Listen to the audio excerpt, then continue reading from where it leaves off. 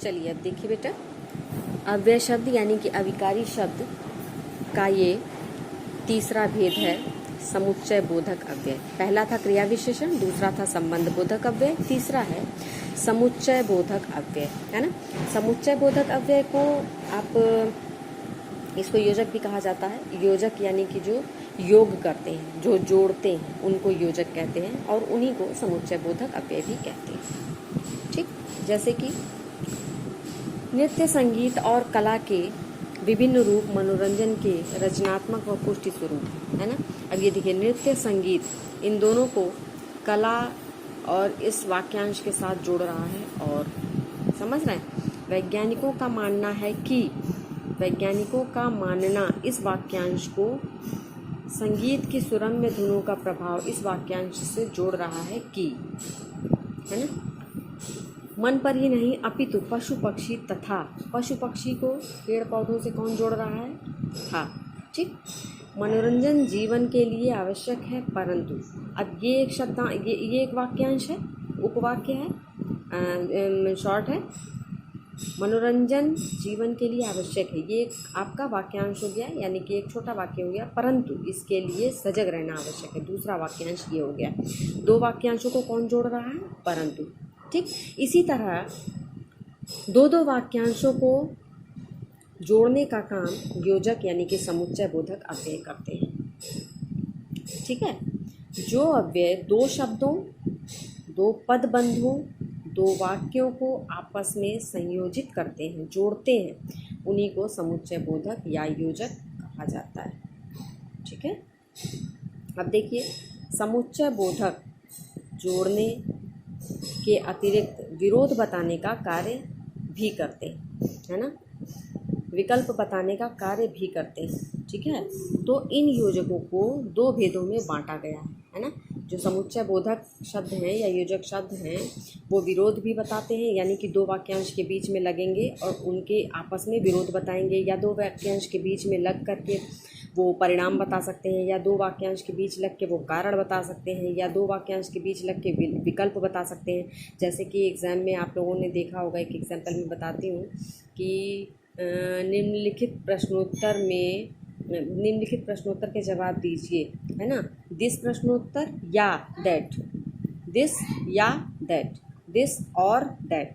ठीक, तो वो जो या होता है या ओ आर और होता है, वो आपको विकल्प बताता है, चूज़ करने का ऑप्शन देता है ना, ऊपर वाले नीचे वाले क्वेश्चन में। तो जब आपको विकल्प बताने का कार्य जो है वो भी समुच्चय बोधक ही कहलाता है। तो इसीलिए चूँकि बहुत सारे समुच्चय बोधक हो जा रहा है, तो इन योजकों को दो भेदों में बांट दिया गया। दो प्रकार के समुच्चय बोधक यानी कि योजक शब्द होते हैं। सबसे पहले समान अधिकरण, दूसरा व्यधिकरण। क्या डिफरेंस है दोनों में? दो भेद कर दिया गया है, बांट दिया गया है। समान अधिकरण में क्या होता है बेटा कि दो जो वाक्यांश होते हैं वो दोनों स्वतंत्र होते हैं, यानी कि दोनों को अलग अलग अपनी अपनी जगह पे भी अगर रखा जाए तो दोनों का अर्थ जो है वो दोनों एक दूसरे पे डिपेंड नहीं करते हैं, वो स्वतंत्र हैं। ठीक, और उनको आपस में जिन योजक शब्दों द्वारा जोड़ा जाता है वो समान अधिकरण कहलाते हैं। लेकिन व्यधिकरण में क्या होता है कि एक वाक्यांश यानी कि एक कार्य का पूरा होना दूसरे वाले वाक्यांश यानी दूसरे कार्य के पूरा होने पे डिपेंड करता है, यानी कि एक क्रिया दूसरे पर आश्रित होती है, एक वाक्यांश दूसरे पर आश्रित होता है, इसलिए उसको व्यधिकरण कहते हैं। ठीक है, सबसे पहले समान अधिकरण समझते हैं हम।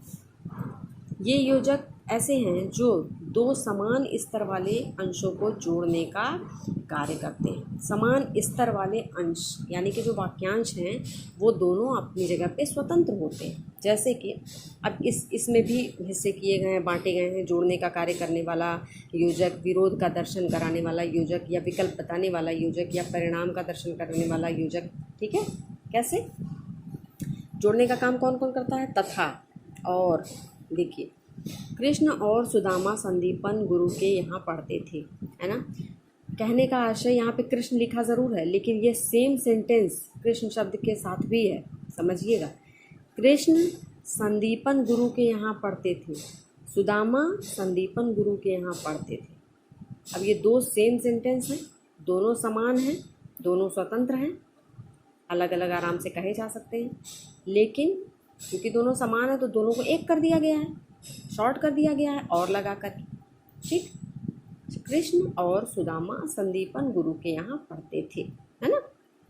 दूसरा एग्जाम्पल देखिए, वह बाजार गया और फल लाया। कहने का मतलब वह बाजार गया। दूसरा सेंटेंस सिर्फ फल लाया नहीं है, एक्चुअली दूसरा सेंटेंस ये है कि वह बाजार जाकर फल लाया।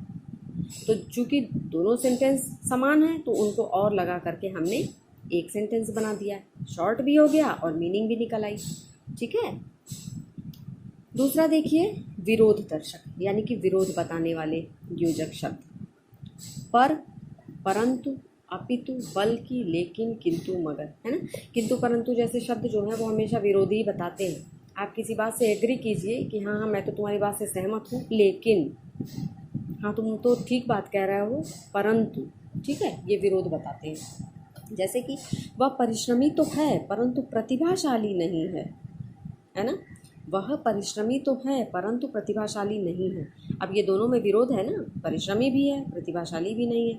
अब ये परंतु शब्द विरोधाभास करा रहा है यहाँ पर। उसने आने को कहा था मगर आया नहीं। उसने आने को कहा था मगर आया नहीं। ठीक, अब ये आने की जो क्रिया है, अब उसने कहा था आने को और नहीं आया, तो ये दोनों एक दूसरे के विपरीत है ना, एक दूसरे के विरोधी है ना। ये मगर शब्द लगा के इन दोनों का विरोध बताया गया है। अब देखिए विकल्प, जहाँ ऑप्शन दिया जाता है, जैसा मैंने आपको एक एग्जांपल दिया था या अथवा। आपको जब विकल्प आता है ना क्वेश्चन पेपर में, तो आपने या और अथवा का प्रयोग देखा होगा, इंग्लिश में भी देखा होगा, ओ आर और, है।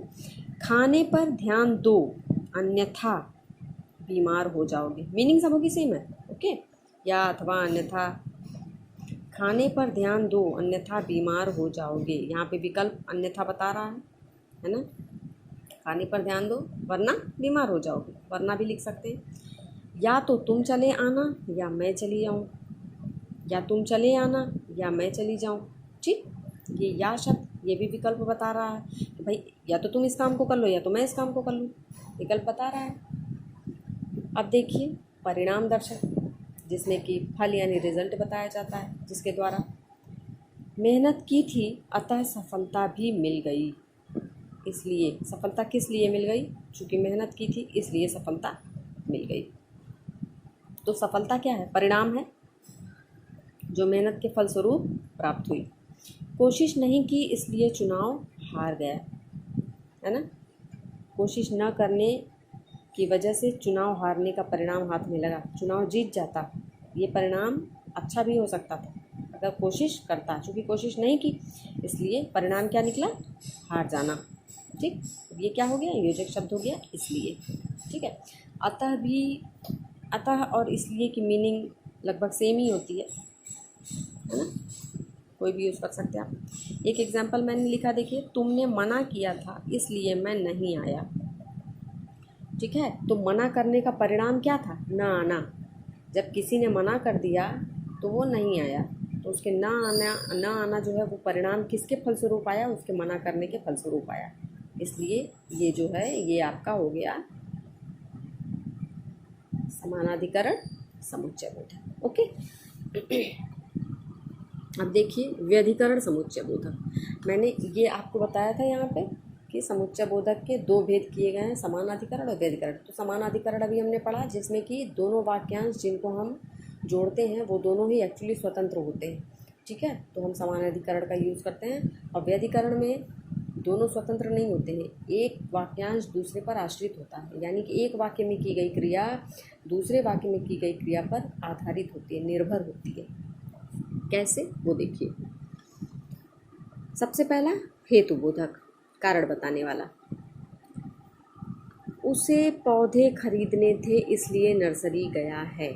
देखिए, इसलिए आपका समानाधिकरण में भी यूज़ हुआ था और व्यधिकरण में भी यूज़ हो रहा है इसलिए, लेकिन दोनों में अंतर होगा, क्योंकि यहाँ पे इसलिए जो यूज़ कर रहे हैं आप ना, यहाँ पे इसलिए यूज़ कर रहे हैं क्योंकि इसमें एक वाक्यांश की क्रिया दूसरे वाक्यांश की क्रिया पर डिपेंड कर रही है, लेकिन वहाँ पे ऐसा नहीं है। वहाँ पे हम परिणाम बताने के लिए यूज़ कर रहे हैं, तो यहाँ पे परिणाम बताने के लिए यूज़ नहीं करेंगे। देखिए उसे पौधे खरीदने थे इसलिए नर्सरी गया। यहाँ कारण बताया जा रहा है, परिणाम नहीं बताया जा रहा है।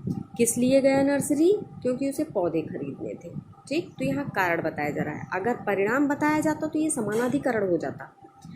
दूसरा एग्जाम्पल एक और मैंने लिखा है, वो देख लीजिए, चूँकि एक ही एग्जाम्पल था। मुझे मित्र के घर जल्दी पहुंचना है इसलिए जल्दी जाना होगा। ठीक, अब जल्दी जाना ये परिणाम नहीं है ना? जल्दी जाना ये परिणाम नहीं है, कारण है। कारण क्या है? घर, चूँकि उसे अपने मित्र के घर जल्दी जाना है इसलिए ये जल्दी जाना उसका कारण बन गया। तो जब जहाँ कारण हो जाएगा वहाँ पे जो इसलिए लगेगा वो आपका व्यधिकरण, ये समुच्चय बोधक हो जाएगा। समझ रहे हैं? यहाँ कारण है। अब देखिए, कुल मिला के आप ये समझिए शॉर्ट में कि हेतु बोधक व्यधिकरण इसलिए होगा, इसलिए शब्द का प्रयोग हम, देखिए आप इस तरह समझिए, व्यधिकरण इसलिए, समानाधिकरण इसलिए। ठीक, दोनों सेम है, लेकिन हम यहाँ किस लिए इसको यूज़ कर रहे हैं? कारण बताने के लिए, और इसको यूज़ कर रहे हैं परिणाम बताने के लिए। ठीक है, समानाधिकरण में इसलिए यूज़ करते हैं ताकि हम फल बता सकें क्रिया का। वैधिकरण में इसलिए यूज़ करते हैं ताकि हम वजह बता सकें क्रिया की। ओके, अब देखिए स्वरूप बोधक। यद्यपि काम मुश्किल है, नहीं सॉरी, पहले संकेत बोधक है ना, छूट गया ये। संकेत बोधक है ना, संकेत बोधक यानी कि जब हम इंडिकेट करते हैं किसी तरफ। देखिए, यद्यपि काम मुश्किल है तथापि करने की कोशिश करूँगा, है ना, ये संकेत है। संकेत क्या है? कि काम मुश्किल है ना, परंतु कोशिश करूँगा। तथापि, यद्यपि काम मुश्किल है तथापि करने की कोशिश करूँगा। दूसरा एग्जाम्पल देखिए, चाहे जितना प्रयास कर लो तो भी उसे मना नहीं कर पाओगे, सॉरी उसे मना नहीं पाओगे। मना लेना यानी कि कन्विंस कर लेना। ओके, तो यहाँ पे देखिए, यहाँ पे एक सेंटेंस में आप दो यूज़ करते हैं योजक शब्द, यद्यपि तथापि, ये साथ में रहेगा। यदि, तो, चाहे, तो भी। ठीक है, इस तरह के ये पेयर में हमेशा यूज़ किए जाते हैं। तो चाहे जितना प्रयास कर लो तो भी, चाहे और तो भी, ये दो योजक शब्द हैं जो दो वाक्यांशों को एक कर रहे हैं। जितना प्रयास कर लो उसे मना नहीं पाओगे। ठीक है, ये संकेत है किस तरफ कि आपका कितना भी प्रयास करें आप उसे मना नहीं पाएंगे, है ना। ये संकेत कौन सी योजक शब्द बता रहे हैं? चाहे, तो भी। अब देखिए स्वरूप बोधक, अर्थात जब स्वरूप बताता है मानो, यानी, यहाँ तक, अर्थात ये सब। ऐसा लगा मानो तेज़ आंधी आएगी, है ना। वह इतनी सुंदर है मानो अप्सरा हो। ठीक है, ये स्वरूप बोधक है जहाँ तुलनात्मक होता है, तुलना की जाती है। ऐसा लगा मानो तेज़ आंधी आएगी।